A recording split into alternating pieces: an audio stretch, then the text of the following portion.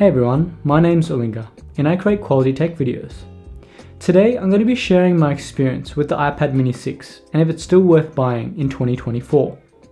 I've really appreciated the design, the portability and the efficiency. Anyway, let's get into it.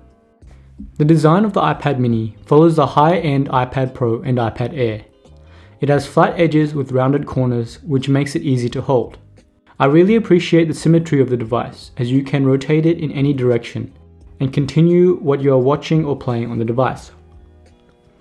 The iPad mini easily fits into my sling bag, backpack and in the palm of my hand.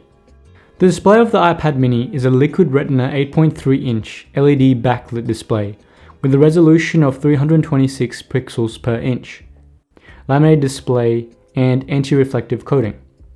It gets up to 500 nits of brightness, which is relatively good for outdoor viewing. For its use cases, I'd say this is enough. Overall, I really enjoyed the display as it is great for reading, watching YouTube videos, and just relaxing and playing some games.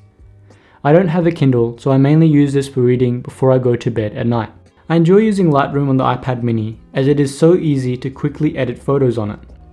The display is color accurate, so I can trust the colors I'm seeing will transfer well to other devices. I also love using it with Apple Pencil, as I can fine tune each of the sliders. I also use it to edit my thumbnails for this channel in Affinity Photo. It has enough tools to replace Photoshop for my needs, and it is a much cheaper option too. The iPad mini is very efficient. I've never experienced any crashes, and for its use cases, it holds up very well. The A15 Bionic chip has not slowed down at all and is over 2 years old. The iPad mini comes with a 6-core GPU with 2 performance cores and 4 efficiency cores, and a 5-core GPU which is more than enough for most people even in 2024. It also comes with a 16-core neural engine, which is great for gaming and graphics intense apps.